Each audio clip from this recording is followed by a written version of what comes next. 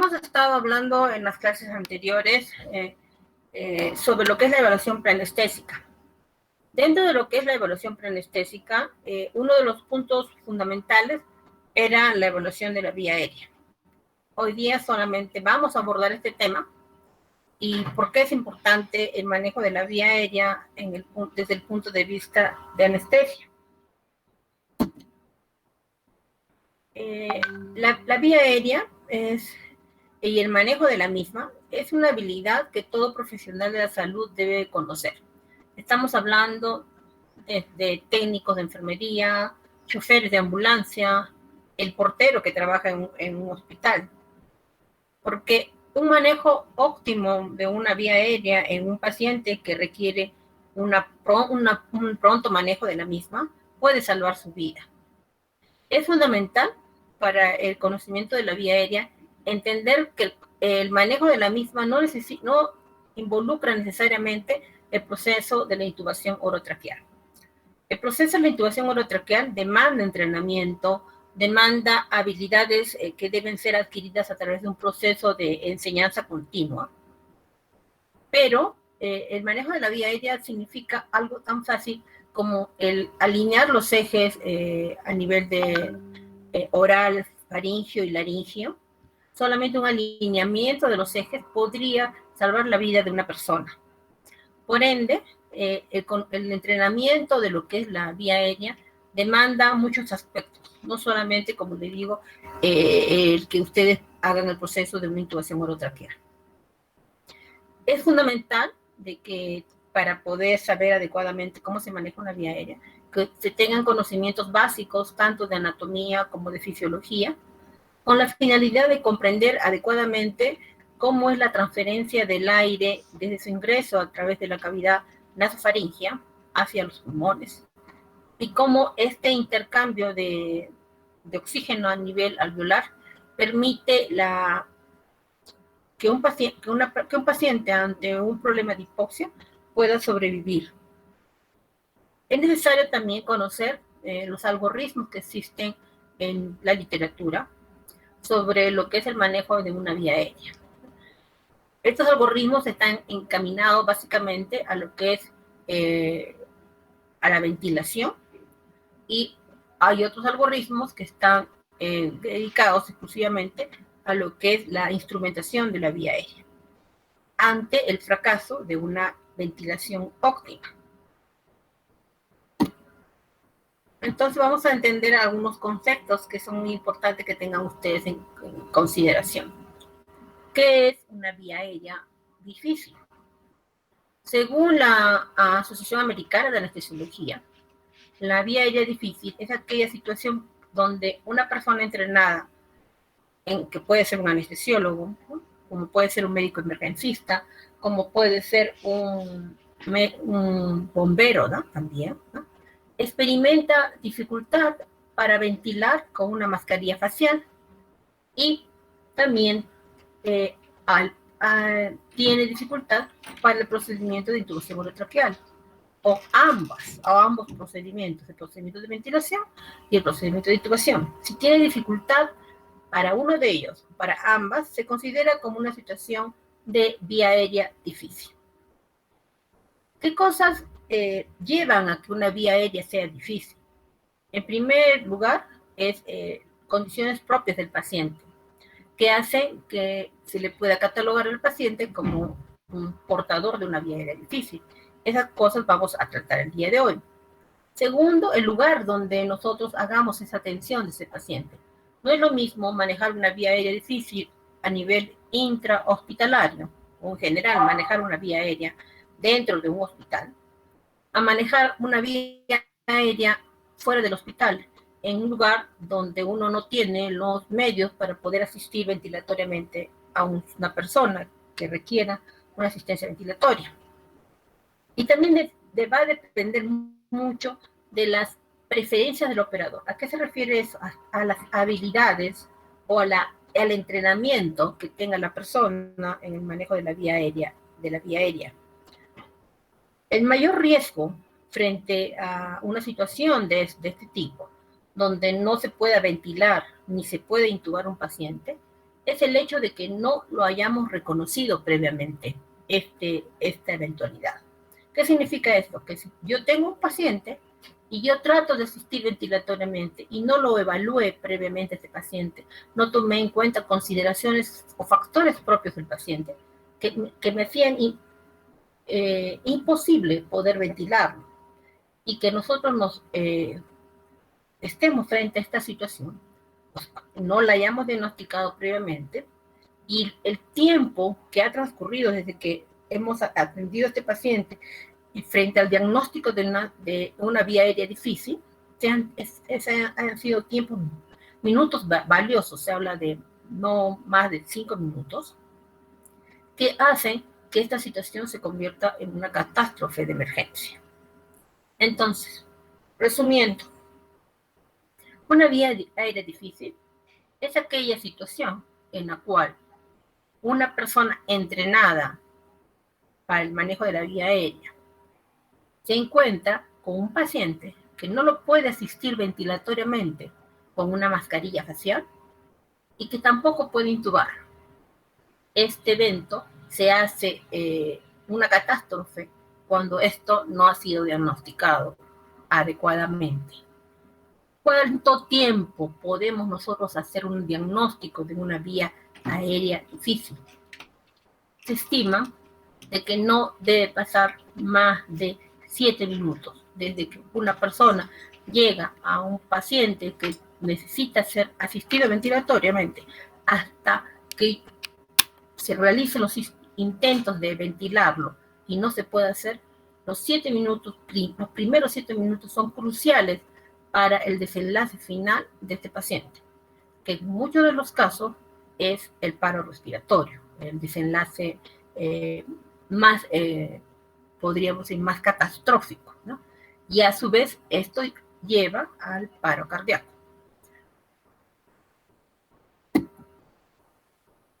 Entonces, una de las cosas fundamentales cuando una persona va a socorrer a un paciente que tiene dificultad para ventilar es el hecho de la evaluación de la vía aérea. Nosotros en anestesia somos una de las especialidades que realizamos la evaluación de la vía aérea con mucho más detenimiento que cualquier otra especialidad médica. ¿Por qué razón? Porque nosotros, cuando administramos la anestesia a un paciente, una sedación, una anestesia general, o en todo caso una anestesia regional, realizamos e inducimos al paciente a situaciones de hipoxia. Por ejemplo, a un paciente que yo voy a administrar anestesia general, el paciente ingresa al quirófano, va a ser sometido a una craneotomía de emergencia, por ejemplo. Ese paciente ingresa probablemente, si es que no tiene alguna alteración de fondo por el compromiso neurológico, ingrese con un plasma de 14, o sea, al quirófano. Ese paciente yo le voy a administrar medicamentos a través de la vía intravenosa, que va desde una sedación hasta una parálisis muscular tras la administración de un relajante muscular. ¿Con qué finalidad? Con la finalidad de que yo pueda asistirlo ventilatoriamente y luego proceder a la intubación orotraqueal para que luego el paciente intubado pueda ser anestesiado y el cirujano puede realizar el procedimiento quirúrgico. Entonces estamos viendo que en el quirófano es el lugar donde los médicos anestesiólogos inducimos a una sedación profunda, a una inconsciencia y una parálisis muscular para efectos eminentemente solamente anestésicos quirúrgicos, ¿ok? Por eso es que los anestesiólogos somos los que estamos más entrenados en manejar la vía aérea, porque parte de nuestra actividad anestésica incluye este aspecto. Sin embargo, la evaluación de la vía aérea la debe realizar todo personal de salud, donde por la patología que el paciente tiene de fondo, podemos presumir que el paciente puede hacernos hipoxia, o aquellas situaciones donde para la realización de ciertos procedimientos que no son quirúrgicos, por ejemplo, una tomografía, un paciente que necesita ser sedado para el procedimiento tomográfico, necesitas tú administrar medicamentos y estos medicamentos pueden comprometer su ventilación del paciente. Existen una serie de situaciones en el cual nosotros provocamos hipoventilación al paciente con las finalidades eminentemente médicas. Existen otras situaciones per se de la patología del paciente que desencadenan a una hipoventilación. Entonces nosotros, desde el punto de vista quirúrgico, anestésico, nosotros los anestesiólogos somos los que manejamos mejor la vía aérea porque utilizamos la vía aérea para administrar los medicamentos que requerimos para los procedimientos quirúrgicos. ¿Qué involucra la evaluación de la vía aérea? Haciendo todo este preámbulo. Nosotros en el consultorio de anestesia, nosotros revisamos la historia del paciente, la historia clínica, vemos si el paciente ha tenido antecedentes de intubación difícil en la historia clínica, al preguntar al paciente si ha sido operado antes y si en las cirugías previas el paciente señala que le dijeron que no pudieron intubarlo, o al paciente refiere de que le comunicaron a él después de su operación de que su intubación fue muy difícil y que él debía avisar si lo iban a volver a operar nuevamente. Luego tenemos enfermedades propias que alteran el macizo faringio, laringio, la estructura maxilofacial, ¿no? Alteraciones de la vía aérea, que muchas de ellas son enfermedades congénitas, sobre todo eso se ve mucho en niños, ¿no?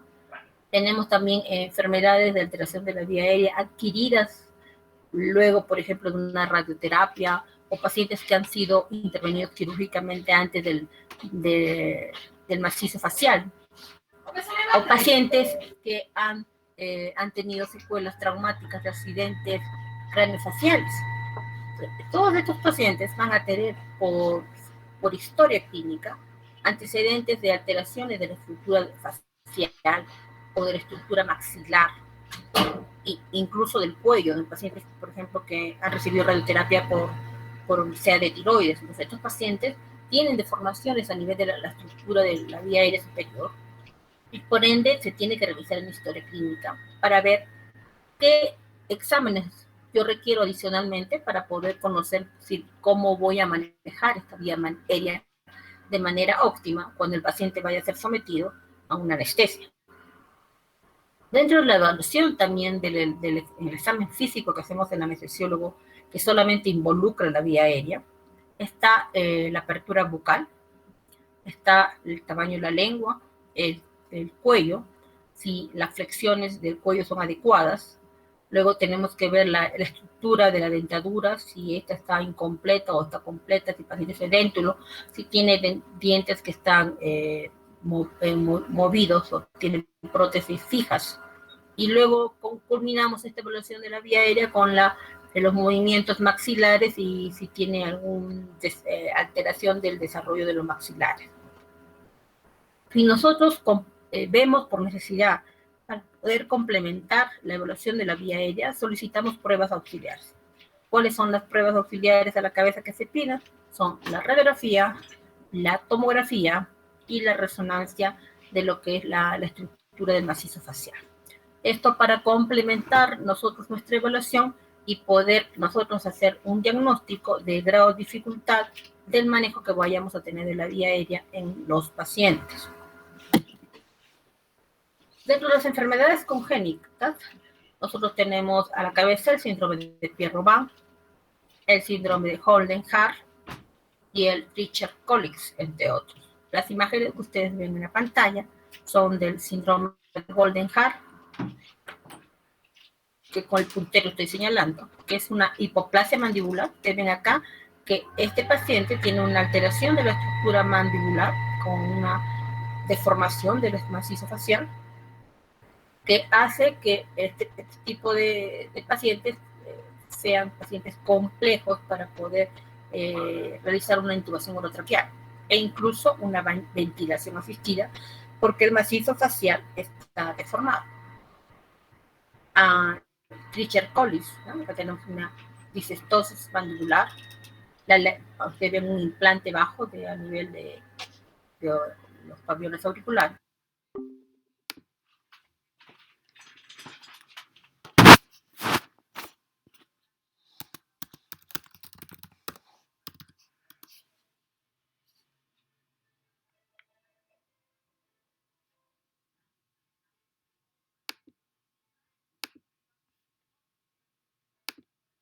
Donde el índice de masa corporal es mayor de 30.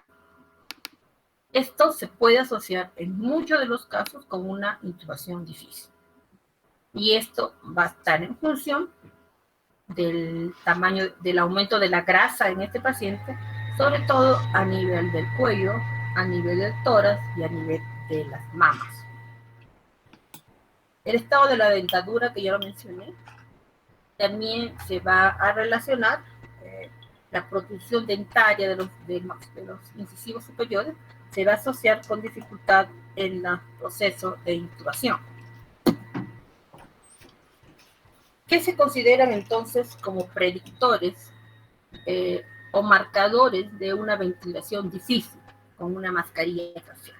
Estamos hablando solamente de ventilación.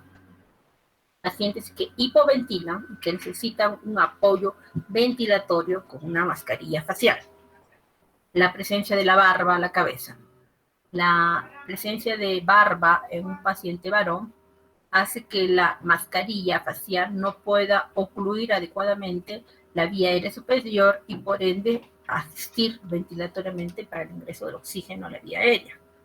El edéntulo, el paciente que no tiene dentadura, porque hay una caída de la estructura del macizo facial por la falta de dentadura, que hace que también la mascarilla facial no se adopte adecuadamente.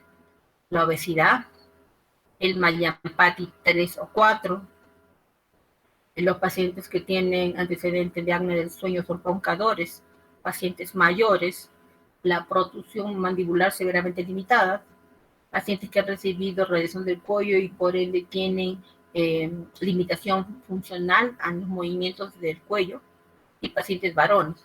Estos pacientes son los que son más difícilmente ventilables. ¿Por qué? Porque la mascarilla facial no se va a adosar adecuadamente a la estructura del macizo facial. Como les mencioné, es muy importante la parte anatómica y reconocer las estructuras adecuadas de la cavidad oral. La cavidad oral es lo primero que se evalúa a un paciente cuando se hace una evaluación de la vía aérea. Esta evaluación se hace con el paciente despierto. Un paciente tiene que estar sentado. Esta evaluación no se hace con el paciente echado. El paciente tiene que estar sentado y ubicado frente al evaluador. Y nosotros debemos observar y reconocer las estructuras de la cavidad oral en este paciente. Debemos reconocer paladar duro, paladar blando, debemos reconocer úvula, debemos reconocer las amígdalas y los pilares palatoglosos y la lengua.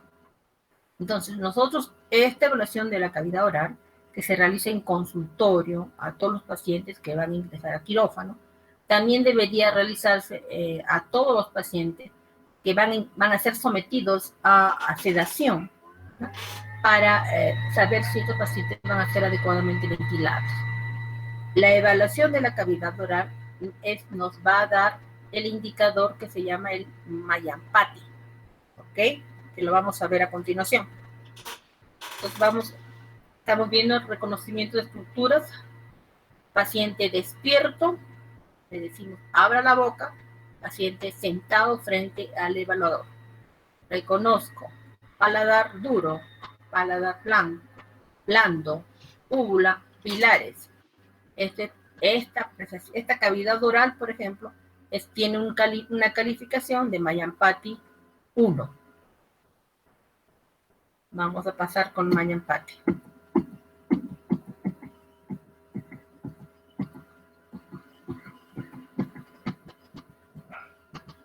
Ok. Pues acá volvemos a la imagen que vimos en la anterior. Mallampati 1. ¿Ok? estamos con el puntero. Mayampati 2 es el paciente donde yo ya no aprecio los pilares. Acá tenemos los pilares. El Mayampati 2, el paciente no se aprecia pilares. Mayampati 3, al paciente no se aprecia ni pilares ni úvula, ¿ok? La úvula ya se esconde. Ese es el Mayampati 3. Y el Mayampati 4 es que solamente se ve paladar. Ya no vemos ni pilares ni úvula. Volvemos a la imagen anterior.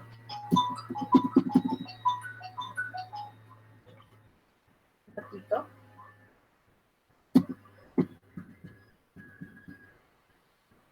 Estoy en clase.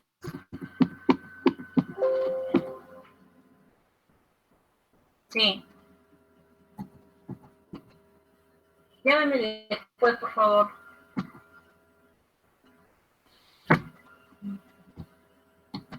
Entonces, estamos nuevamente con la cavidad oral. Mayampati 1. Vamos a apreciar paladares duro, blando, úvula y pilares. Mayampati 2, ya no vemos pilares. Esta zona de las amígdalas, de los pilares, no se aprecian. Mayampati 2. Mayampati 3, no se ve parcialmente úvula, no se ve pilares y la úvula se ve parcialmente. Y el Mayampati 4 no se ve úvula, solamente se ven paladares. Esta evaluación es importantísima porque a través de esta evaluación, que es una evaluación indirecta, no es una evaluación directa de la vía aérea, es una evaluación indirecta de la vía aérea, nosotros podemos determinar si la glotis va a ser muy anterior para la laringoscopía o va a ser una glotis de apreciación adecuada, ¿ok? Ahora vamos a hablar lo que es glotis. Entonces, a mayor Mayampati, la evaluación o la dificultad para ver la glotis va a ser mayor, ¿ok? Significa que la laringoscopía va a ser más difícil. Concluimos, a mayor Mayampati va a haber mayor dificultad para hacer una intubación orotraqueal. Es en forma indirecta, no es una apreciación directa de la vía aérea. Si a mí me preguntan en el examen, díganme usted si la evaluación del Mayampati es una evaluación directa de la dificultad de la intubación orotraqueal, yo pondré que es falso, porque no es una evaluación directa, es una evaluación indirecta, porque no estamos evaluando directamente la apertura de la vía aérea, estamos viendo cavidad oral, nada más. La cavidad oral, esta apreciación nos da en forma indirecta que vamos a tener una dificultad a la laringoscopía, pero no estamos haciendo laringoscopía directa. Hay otro indicador de laringoscopía directa que vamos a ver a continuación. Doctorita, disculpe, creo que las diapositivas se ven entrecortadas. Cuando nos explicó eso el Mayampati en la imagen no se veía muy bien, perdón. ¿Acá sí se ve? No, se ve entrecortado, solo veo medio. ¿No, esta cavidad oral se ve bien? No, se ve entrecortado la imagen. Ya, un minutito, voy a salir de acá y les voy a traer una imagen para volver a explicarles, ¿ya? Ya, doctora, gracias.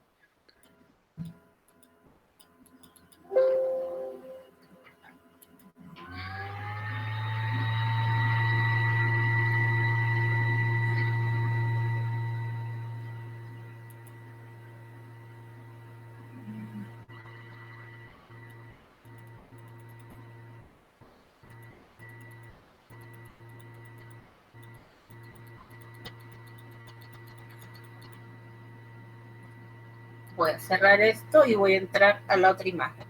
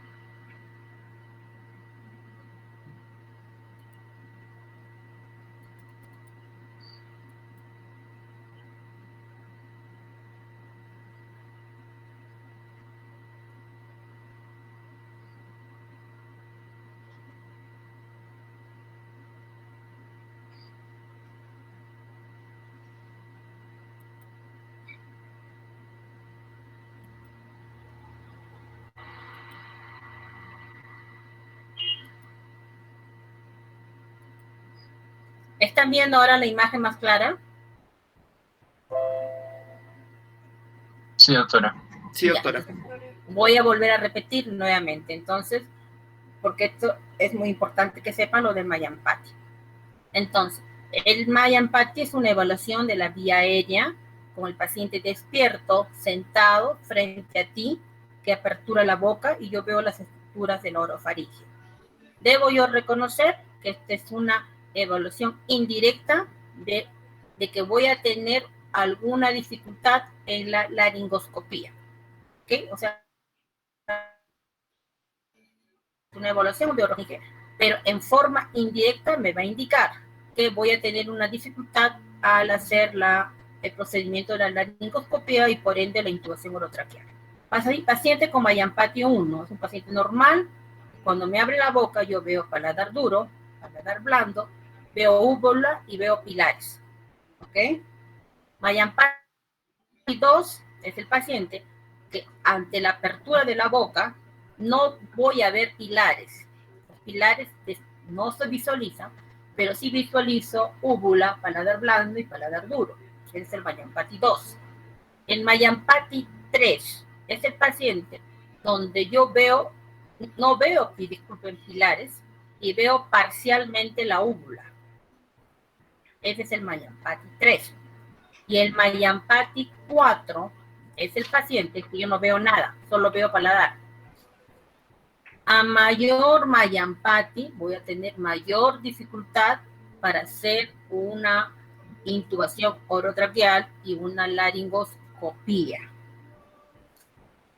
Indirecto es un indicador que se asocia a eso. Entonces, si yo pregunto, ¿el Mayampati es una evaluación directa de la vía aérea de complejidad en el manejo de la intubación orotraqueal? No, esta es una evaluación indirecta que se da en base a estudios que se realizan. Ahora, con respecto a la población en general, estamos hablando de la población peruana, ¿no? Nosotros, en nuestra población, gracias a Dios, no tenemos pacientes muy obesos, sobre todo acá en la altura, ¿no? En la costa sí se aprecia gente de mayor peso, ¿no? Porque los pacientes obesos, la gran mayoría son Mayampati 3 y Mayampati 4. Ahora ustedes dirán, ¿pero por qué? Porque tienen dificultad para aperturar la boca, porque tienen limitación en los movimientos mandibulares y porque la lengua, la gran mayoría de los pacientes obesos tienen lengua grande y ocupan casi toda la orofaringe. Entonces, en nuestra población, sobre todo la población de la altura, la población del Ande, ¿no? Del Ande peruano, de la sierra, los pacientes no van a hacer Mayampati 3. Disculpa, estoy en clases, hija. Ya, ok, después. Okay. Entonces, esos pacientes, los pacientes del Ande peruano, la gran mayoría son Mayampati 1 y Mayampati 2. En las poblaciones obesas, sobre todo en los grandes obesos que tenemos en los pacientes americanos y en los pacientes de la costa, donde sí tenemos bastantes pacientes obesos, en ellos sí se aprecian más Mayampati 3 y 4, pero en la población andina del Perú, nosotros la gran mayoría son Mayampati 1 y 2, ¿ok? Preguntas sobre Mayampati, chicos, al final vamos a tarea que les voy a dar, que cada uno de ustedes se mire frente al espejo y hágase su evaluación de Mayampati, para que sepan qué Mayampati son.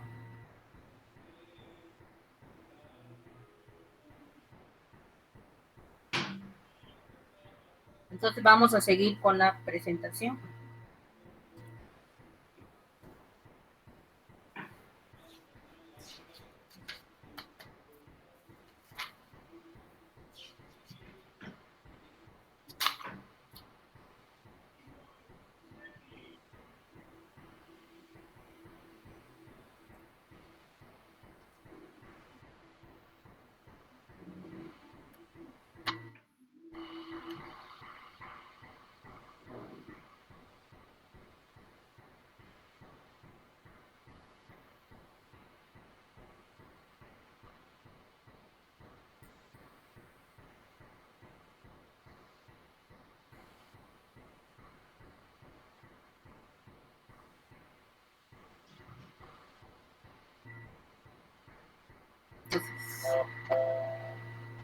Seguimos con la presentación donde nos hemos quedado en lo que es Mayapati.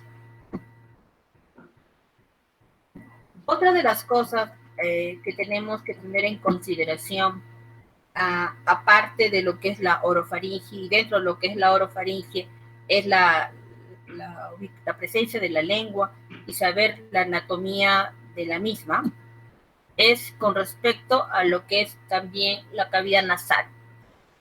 La cavidad nasal, acuérdense que el aire ingresa a nivel de la nariz, ¿no? Y es muy importante reconocer adecuadamente las zonas por donde el aire tiene que ingresar para luego de ahí desplazarse hacia la vía aérea superior.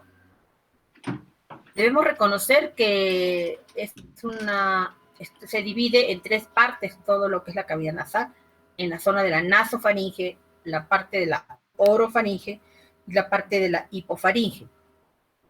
Y que es a nivel de esta zona, ahí tenemos plexos sanguíneos muy abundantes, que cuando se producen algunas lesiones de sangrado nasal y epístase nasal, ellos pueden, acuérdense ustedes que por vía posterior pueden pasar todo ese sangrado a la cavidad posterior oral y de ahí comprometer la vía aérea superior.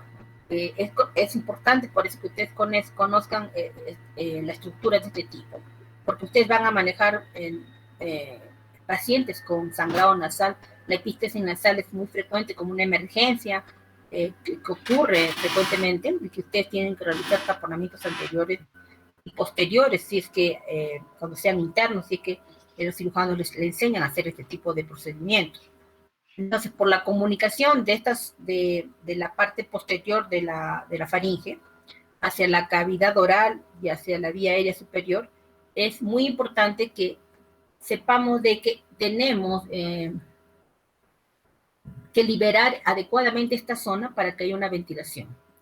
Pacientes que tienen presencia de tumoraciones nasales son pacientes que no vamos a poder asistir ventilatoriamente adecuadamente, porque ya la vía aérea, el ingreso del aire va a estar obstruido y el paciente vamos a tener que ventilarlo solamente por la cavidad oral.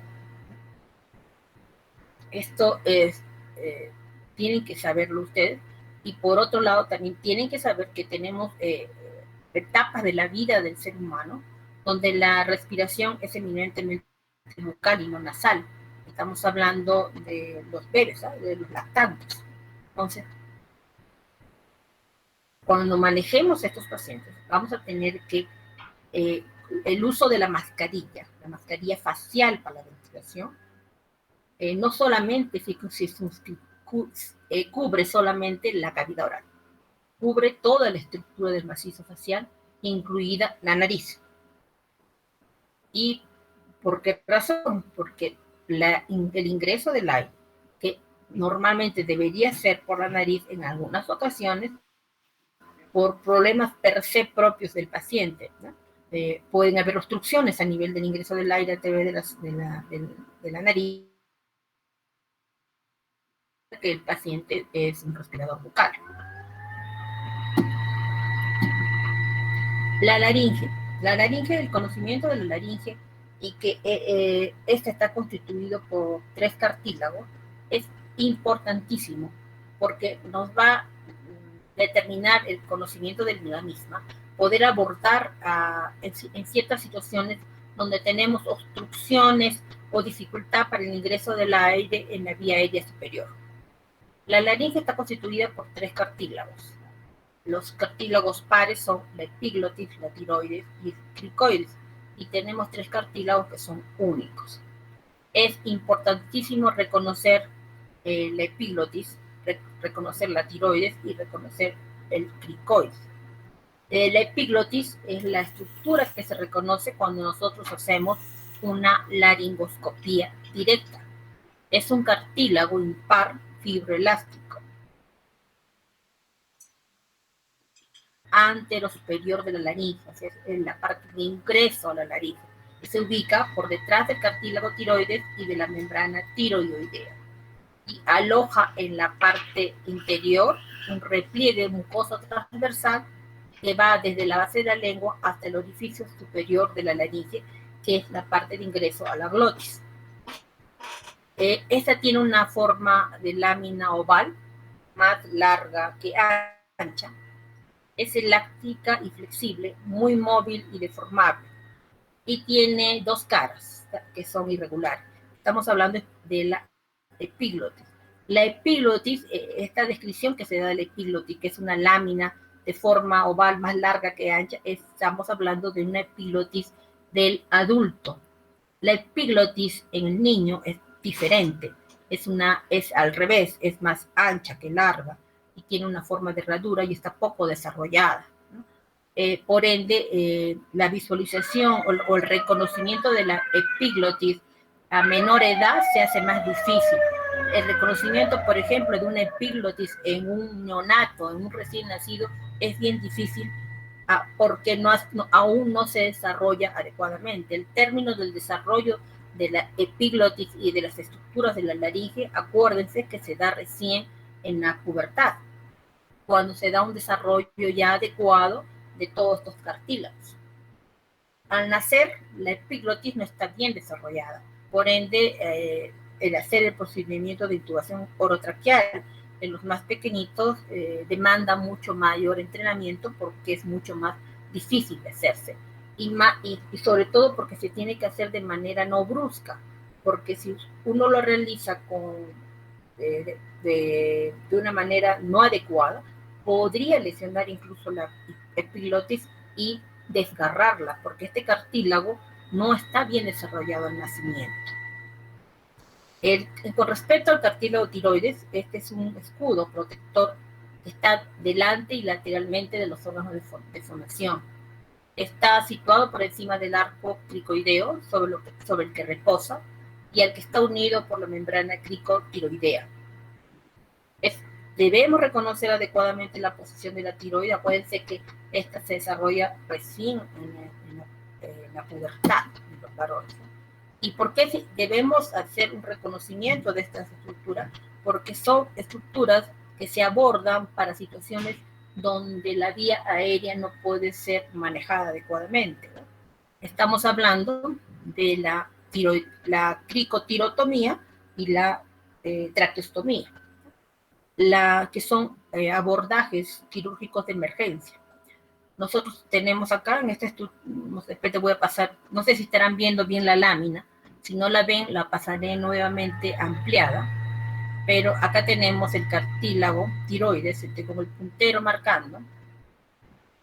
Por debajo del cartílago tiroides tenemos la membrana cricotiroidea. Doctorita, no se ve bien la imagen, solo se ve hasta la tiroides. Y entonces voy a ir a la imagen como en la anterior para explicarles bien cómo se da la posición para hacer la traqueostomía y la cricotirotomía de emergencia.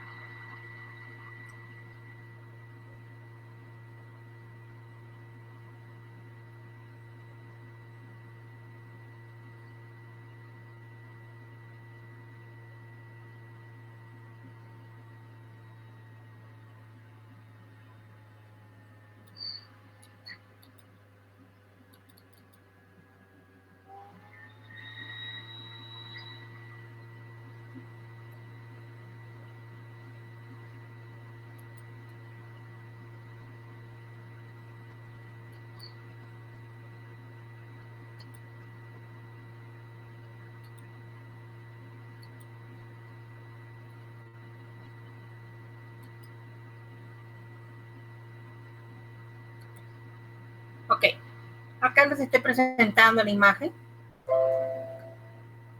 Estamos viendo acá, este es el cartílago tiroides, con el puntero les estoy señalando. Esta es la membrana cricotiroidea y este es el cartílago cricoides. Tenemos el primer anillo traqueal, segundo anillo traqueal.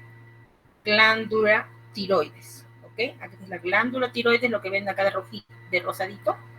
Entonces, cuando hacemos la cricotirotomía de emergencia, cuando el paciente no puede ser ventilable, se convierte esto en una situación crítica y se hace un abordaje quirúrgico, donde nosotros insertamos una cánula para ventilación, es a nivel de la cricoides, de la membrana cricotiroidea.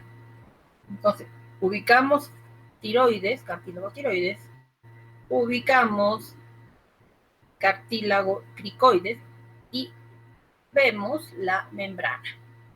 Acá está la membrana. ¿Dónde se inserta? Se inserta, dice, a la mitad inferior. En esta zona mitad inferior es donde se inserta la cánula para ventilación cuando se hace una cricotirotomía de emergencia. Mitad inferior. ¿Por qué? Porque acá tenemos vasos sanguíneos y tenemos el nervio laringio recurrente, que podríamos lesionar si es que no insertamos esta cánula de manera óptima. ¿Dónde se hace la traqueostomía? ¿Okay? La traqueostomía se hace por debajo del segundo anillo traqueal. Entonces, acá estamos viendo cricoides, primer anillo y segundo anillo traqueal. A nivel del segundo anillo traqueal es donde se hace el abordaje para la traqueostomía. Ustedes están viendo que esto está por debajo de la glándula tiroides. Si lo hacemos más arriba, la posibilidad de que lesionemos la glándula tiroides es altísima. Entonces, estos son abordajes quirúrgicos que se hacen y por eso debemos reconocer adecuadamente todas estas estructuras de la laringe. ¿Está claro ahora con esta imagen? Sí, doctora. Ok.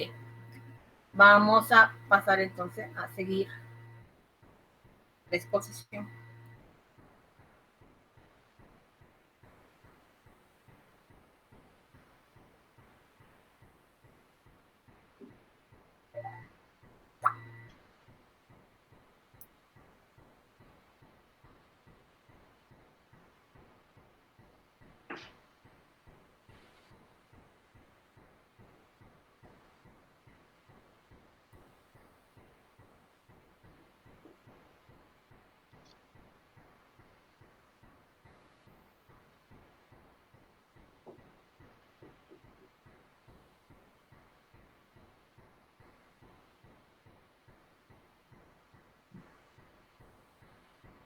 Entonces vamos a seguir avanzando con la exposición.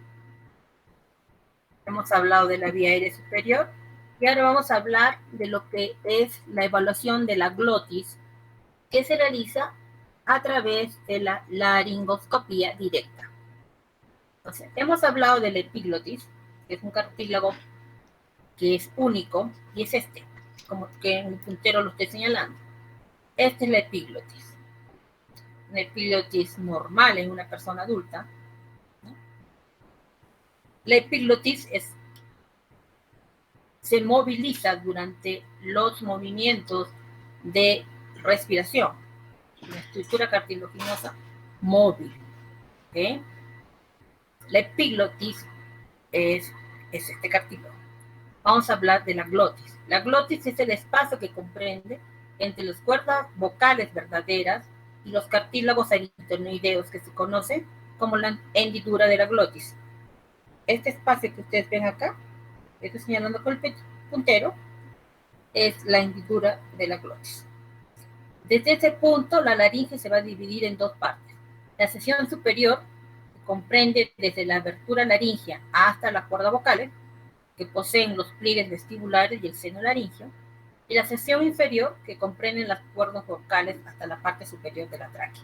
Entonces, acá, estas son las cuerdas vocales, las verdaderas y las, acuérdense que tenemos cuerdas vocales verdaderas y falsas. Las falsas son unos pliegues que se ubican detrás de esto.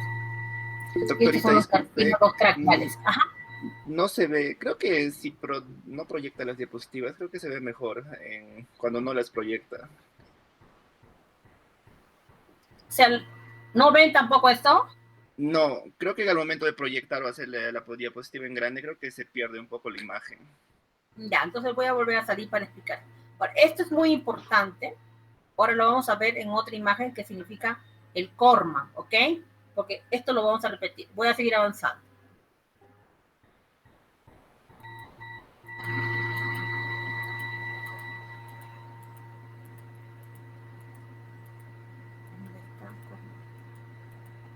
Acá. ¿Ven esto ahora sí? ¿Lo ven claro? Ese sí, doctora. Ok, entonces, hemos visto en la anterior imagen, de repente no muy claro, hemos visto lo que es la glotis, ¿ok? Y hemos visto que es la glotis con las cuerdas vocales cerradas y con las cuerdas vocales abiertas. La evaluación de la glotis se hace a través de una laringoscopía directa. ¿Qué significa? Que yo debo hacer un proceso de sedación al paciente, más una topicalización con anestesia local en la vía aérea superior, y yo voy a poder evaluar la glotis en un paciente. ¿Se hace esto de manera rutinaria en todos los pacientes? No. ¿Ok? Porque, como les dije, la gran mayoría de los pacientes son pacientes Mayampati 1 y Mayampati 2, que significa pacientes que no voy a tener problemas para hacer un manejo ventilatorio óptimo y que tampoco voy a tener problemas para intubar a estos pacientes. Pero existe un porcentaje de pacientes, que gracias a Dios son la minoría, que no va más allá del 1% de los pacientes que nosotros manejamos. Que son pacientes donde yo voy, al hacerle la evaluación preanestésica, yo presumo indirectamente que voy a tener dificultades para el manejo de la vía aérea. En estos pacientes se recomienda hacer una laringoscopía previa en estos pacientes para poder yo ver el grado de dificultad que voy a tener para hacer su manejo de vía aérea. Esta evaluación puede hacerse en consultorio externo, como se puede hacer a través de citándolo al paciente en el quirófano para hacerle una laringoscopía con la ayuda de los otorrinos, ¿no? Los otorrinos tienen unos equipos actualmente con unas pantallas grandes. Voy a tratar de hacer una filmación de este aparato y con algún paciente que podamos hacer laringoscopía, para que ustedes vean que este equipo, a través de una sedación con una lidocaína al 1% de la cavidad oral, yo puedo hacer una laringoscopía directa en un paciente.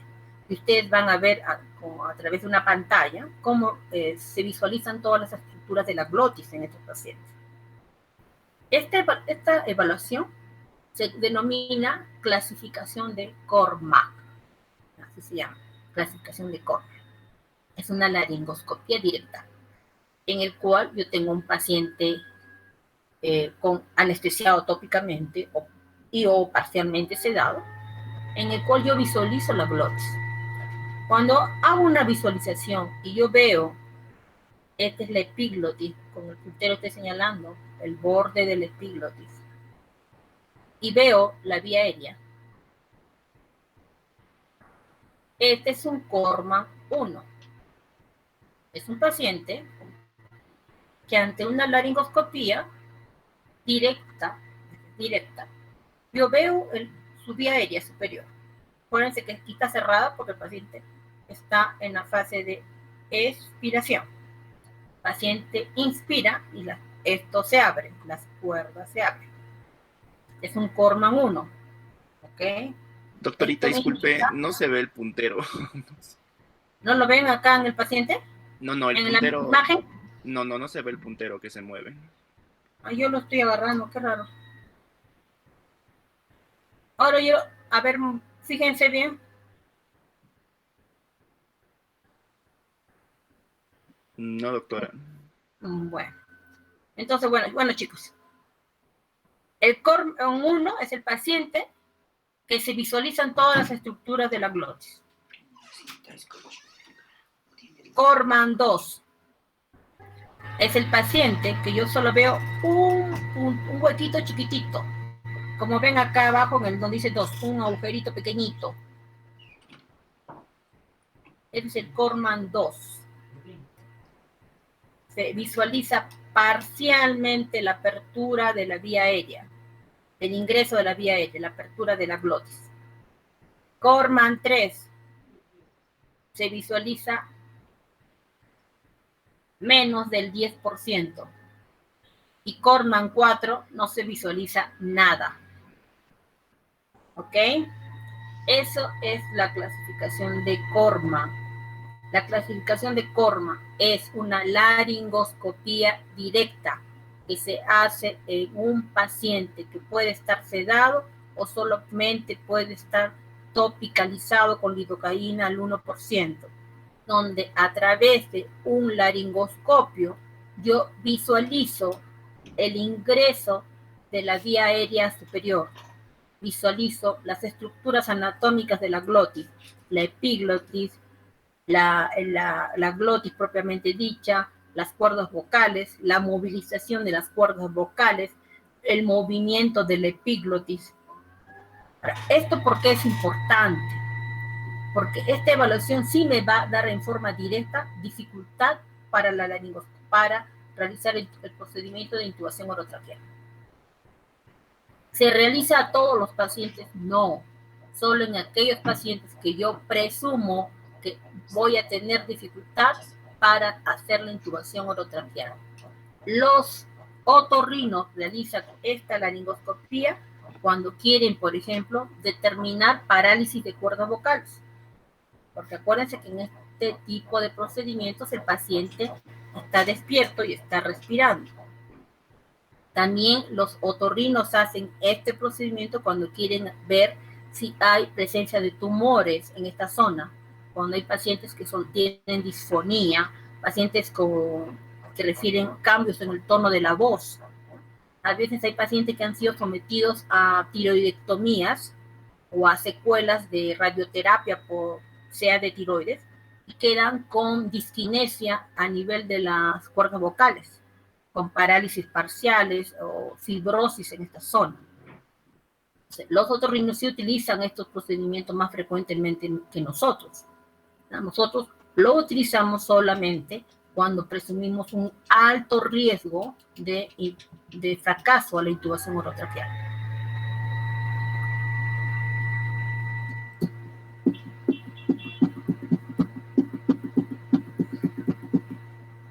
Entonces,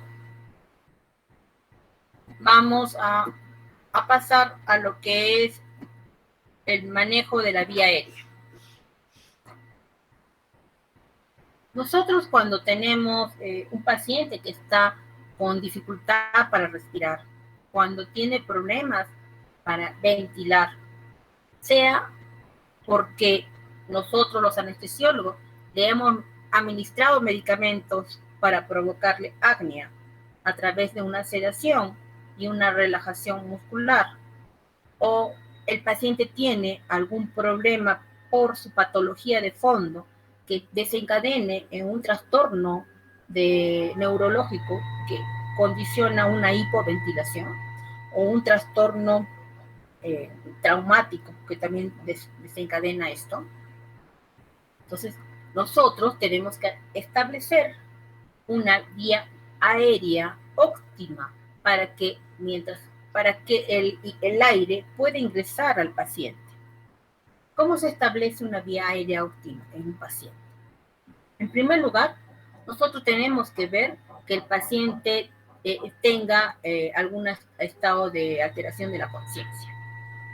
Si nosotros vemos que el paciente está despierto y no tiene alteración de la conciencia, pero tiene dificultad para respirar porque está hipoventilando o hay una deformidad de la estructura torácica o el paciente refiere que no puede respirar, ¿verdad? Que se está agotando, ¿verdad?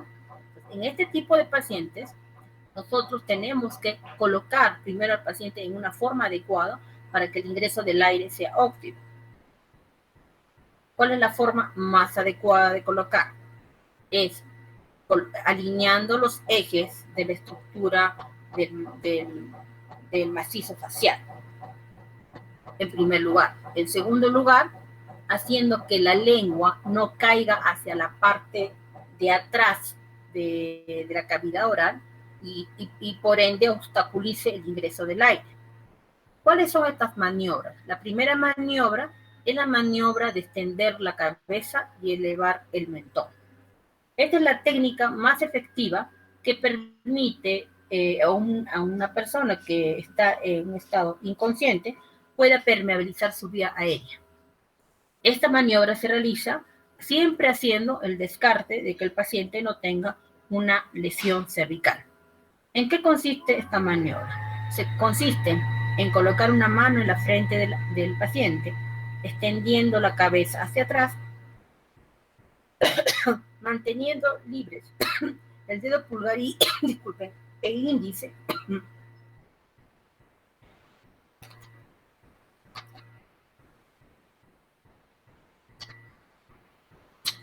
para tapar la nariz si fuera necesario. Con los otros dedos se toma el mentón sobre la superficie ósea y se eleva para abrir la vía aérea.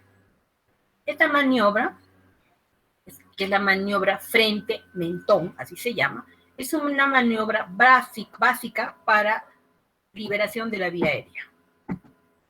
Vamos a ver esta maniobra en una imagen. A ver.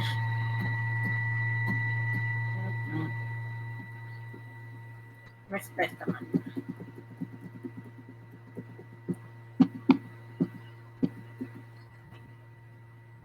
Vamos a ver esta maniobra. Se los voy a pasar ahorita.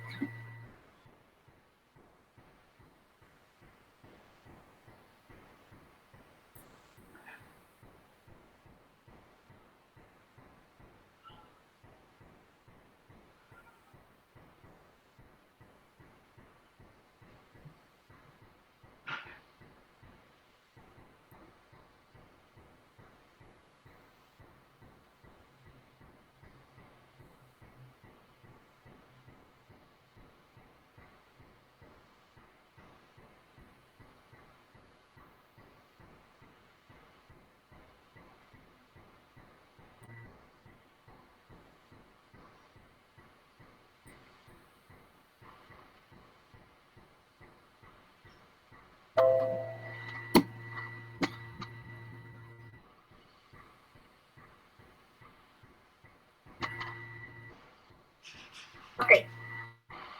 Acá ustedes pueden apreciar en esta lámina las maniobras de apertura de la vía aérea, la maniobra de frente-mentón, la que les acabo de describir. ¿La están viendo? A ver, chicos, por favor. Sí, doctora. Sí, sí. Okay. Ya. Esta es la maniobra frente-mentón. Esta maniobra se realiza solamente en pacientes inconscientes. No la realiza un paciente. Un paciente que está consciente y que está con síntomas o con signos de hipoventilación, a ese paciente lo que tengo que hacer es semisentar y debo poner una mascarilla facial o una cánula binasal, aportándole el oxígeno suplementario en un paciente que está consciente. Pero cuando un paciente está inconsciente, la primera maniobra que se realiza es esta, la maniobra de elevación frente-mentón. Con una mano, yo pongo mi mano en la frente y con la otra mano yo levanto el mentón. Para hacer esta maniobra yo debo tener seguridad de que no voy a desencadenar, al hacer los movimientos del cuello, no voy a provocar una lesión cervical en un paciente que puede tenerla si está inconsciente. Tengo que primero hacer una evaluación de que no hay compromiso de la columna cervical para hacer esta maniobra. La otra maniobra que también me permite aperturar la vía aérea es la maniobra de subluxación mandibular. ¿Qué significa? Ustedes pueden ver acá que la persona que está apoyando a este paciente está cogiendo con sus manos la mandíbula, ambos, y está elevando la mandíbula hacia arriba y hacia la cabeza. Es una doble maniobra, arriba y hacia atrás, o a la cabeza. Con esta maniobra también nosotros aperturamos la vía aérea. Ahora ustedes dirán, pero ¿cómo aperturo la vía aérea haciendo estas maniobras? Estas maniobras, ¿qué hacen? En primer lugar, hacen que la lengua, en un paciente inconsciente, la lengua cae hacia el piso de la boca. Con esta maniobra movilizamos la lengua de tal manera que ya no va a fluir la vía aérea superior. Igual esta maniobra. En ambas maniobras liberamos a la lengua del piso de la boca y hacemos que el aire pueda ingresar. Si estas maniobras no las realizamos, por más ventilación boca a boca que yo dé al paciente, por más ventilación que yo dé con mascarilla facial al paciente, no voy a liberar esta vía aérea. Y por más atención que yo le dé ventilatoria, el oxígeno o la ventilación que yo administre no va a ser efectiva. ¿Okay? Por otro lado, esta maniobra me alinea los ejes. Yo les he dicho de que en la vía aérea tenemos ejes. Son 3 ejes. El eje orofaringio, el eje faringio y el eje laringio. Son 3 ejes. Esos ejes tienen un ángulo, normalmente, tienen un ángulo que va más de 90 grados. Estamos hablando de algo así de 130 grados. Si nosotros esos ejes de 130 grados no lo alineamos en un eje de 180, el aire no va a ingresar. Porque 130 grados es un eje que no permite un ingreso directo del oxígeno, del aire. Entonces, nosotros convertimos ese eje de 130 a un eje de 180 para que el aire pueda ingresar adecuadamente. Y eso se hace a través de estas maniobras. Maniobra frente-mentón y maniobra de extracción o subluxación mandibular. Otra cosa que es muy importante tener en consideración cuando hacemos un manejo de la vía aérea en un paciente inconsciente es colocar una almohadilla. La almohadilla debe elevar la cabeza por lo menos unos 3 a 5 centímetros. Se coloca por eso una almohadilla que permita elevar esto. ¿Con qué finalidad? De alinear los ejes que les he mencionado. Entonces, tenemos estas maniobras, maniobra de elevación frente-mentón, maniobra de extracción o subluxación mandibular, y luego tenemos la colocación de un cojín, ¿no?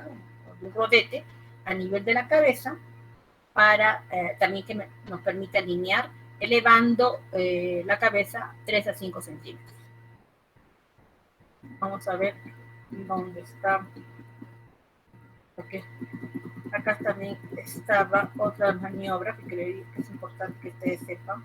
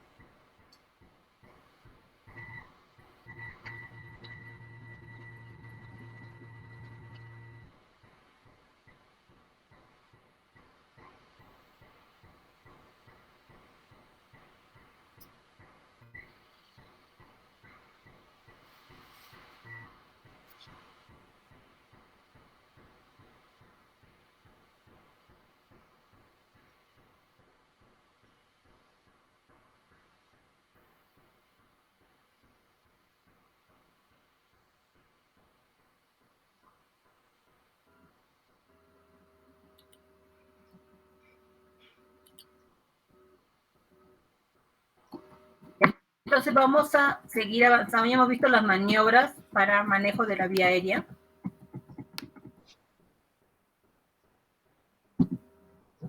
Existen algunos elementos que se llaman cánulas orofaringias, o también llamadas cánulas de Guedel.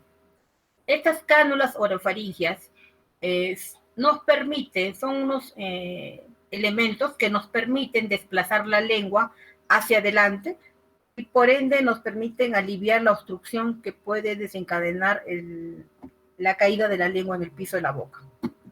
Estas cánulas son para abordaje por boca, se llaman cánulas orofaringias, y cuando estas cánulas se ingresan por la nariz se llaman cánulas nasofaringias.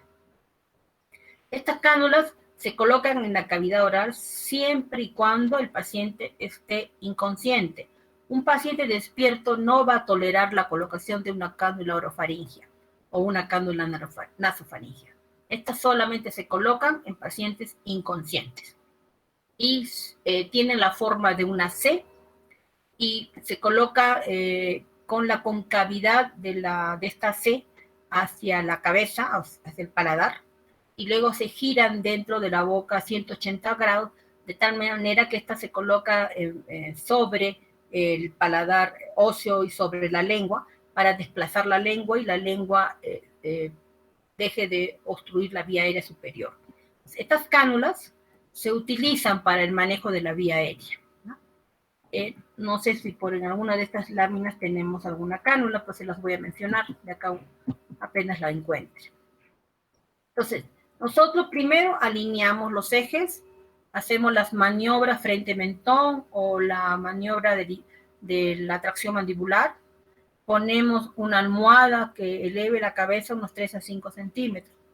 Y si tenemos una cánula orofaringia, la colocamos en el paciente para optimizar su ventilación.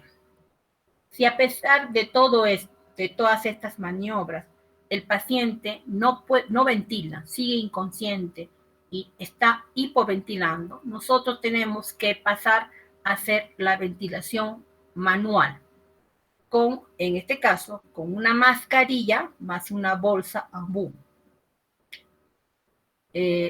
Lo están viendo, como si no tenemos una lámina más adelante, un poco que se ve más clara. Esta maniobra de ventilación asistida con mascarilla y bolsa ambú puede ser realizada por una persona o puede ser realizada por 2 personas. Si lo realizamos con 1 o 2 personas, depende del número de personas que estén en ese momento junto al paciente. Si yo me encuentro sola junto al paciente, indudablemente que yo sola voy a tener que hacer esta ventilación asistida.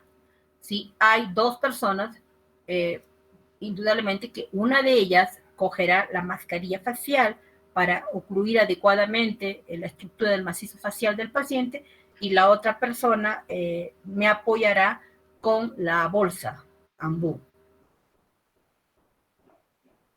Cuando esta maniobra es realizada por un solo operador, la persona que va a hacer este procedimiento se coloca a la cabeza del paciente. Con la mano que es más hábil del paciente, de la persona que está haciendo la atención.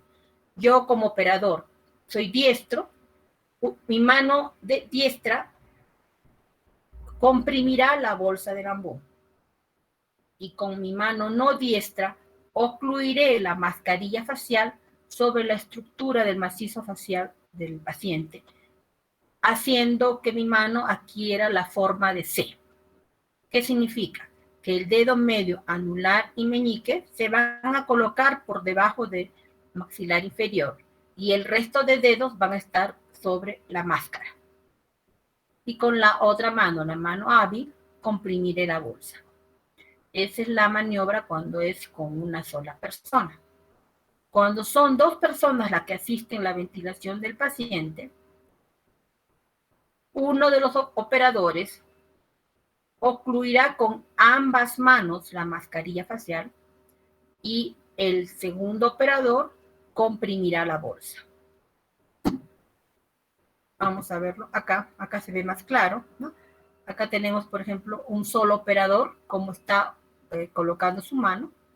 En este caso, él está usando la mano izquierda para comprimir la bolsa y la derecha está colocando la mano sobre la mascarilla facial, sobre la cara del paciente, para ocluir adecuadamente con la mascarilla la estructura del macizo facial y pueda ventilar adecuadamente. Acá ustedes ven la mano, lo que llaman la forma de C y E. La C se forma con el primer dedo y el segundo dedo que se colocan en la mascarilla. Y con los 3 últimos dedos se colocan sobre el maxilar inferior. Y con la otra mano hace las compresiones de la bolsa Moore. Esta es la maniobra que realiza un solo operador.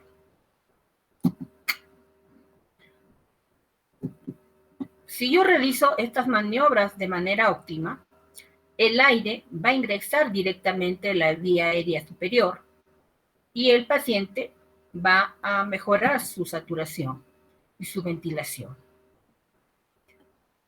¿Qué maniobras se pueden realizar para yo optimizar mi ventilación y evitar el mayor riesgo que puede desencadenar una hipoventilación inadecuada? Acuérdense que si ustedes no ventilan adecuadamente, el aire va a irse hacia el estómago en vez de ingresar a la vía aérea.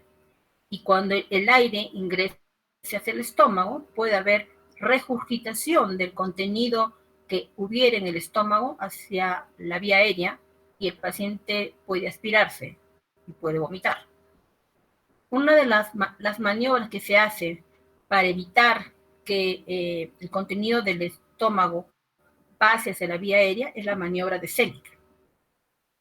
En esta maniobra, el otro operador comprime por debajo de la tiroides, comprime el cartílago cricoides sobre el esófago, impidiendo la regurgitación gástrica. Esta maniobra se hace cuando yo presumo que el paciente está con estómago lleno. Si estas maniobras de ventilación asistida se realizan a nivel intrahospitalario, debemos contar siempre con un aspirador presente, porque puede en cualquier momento presentarse regurgitación. Otra maniobra es la maniobra de Burr. En esta maniobra se hace un desplazamiento externo de la laringe mediante presión sobre el cartílago tiroides. Se comprime el cartílago tiroides hacia atrás, arriba y a la derecha, tan lejos como se pueda, con la finalidad de desplazar el esófago y evitar que haya aspiración. Entonces, hasta ahora hemos hablado de todo lo que son las asistencias que se hacen de la vía aérea ante un caso de hipoventilación. Pero cuando yo decido a este paciente intubarlo, ¿cuánto tiempo tengo que esperar para asistir ventilatoriamente a este paciente? Se señala que si yo asisto ventilatoriamente a un paciente en forma extrahospitalaria,